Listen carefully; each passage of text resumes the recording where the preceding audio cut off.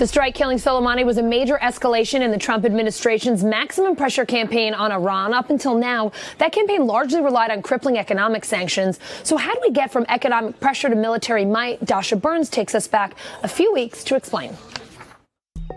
Tensions with Iran have reached a fever pitch. The last week has seen a series of escalating events that has brought us to where we are today. So let's check the timeline and mark the major moments. Starting with Friday, December 27th, when a U.S. contractor is killed and other service members are wounded during a rocket attack on a military base in northern Iraq. Then 2 days later, on December 29th, the U.S. carries out airstrikes aimed at Iran-backed militias in Iraq and Syria, which U.S. officials blame for 11 recent attacks on U.S.-led coalition bases, including the one on December 27th. At least 25 militia fighters are killed in the strikes. Then, on December 31st, New Year's Eve, thousands of pro-Iran protesters stormed the U.S. Embassy in Baghdad to demonstrate against the airstrikes. They try burning down entry gates, reaching as far as the reception area.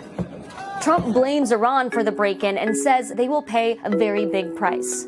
This will never, ever be a Benghazi. The next day, Iraqi forces, along with U.S. Marines, worked together to secure the area and disperse the protest. There are no reports of casualties, but Defense Secretary Mark Esper orders over 700 troops to deploy to the area, with many more on standby. And that brings us to the biggest event of the week. On Thursday night U.S. time and early Friday morning in Iraq, General Qasem Soleimani, a high-profile Iranian general, is killed by a U.S. airstrike at Baghdad International Airport. Soleimani led the Quds Force under Iran's Revolutionary Guard, which is widely believed to support terrorist groups such as Hezbollah.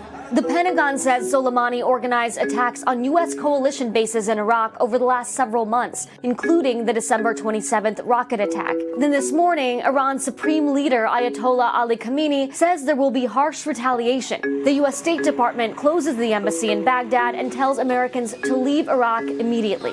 And we learn that approximately 3,000 additional troops are being deployed to the Middle East. President Trump's decision to remove Qasem Soleimani from the battlefield saved American lives. He was actively plotting in the region to take actions, a big action as he described it, that would have put dozens, if not hundreds, of American lives at risk. There are conflicting reactions in the region. Iraqis celebrate Soleimani's death in Baghdad, while protesters demonstrate against the U.S. in Tehran. Meanwhile, Democrats in Congress express concern over more potential violence and Trump's unilateral action.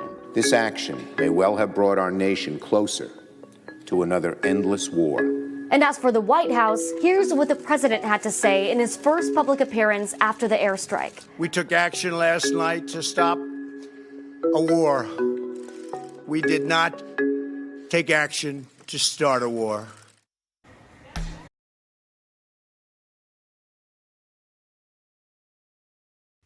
Hey, NBC News viewers, thanks for checking out our YouTube channel. Subscribe by clicking on that button down here. And click on any of the videos over here to watch the latest interviews, show highlights, and digital exclusives.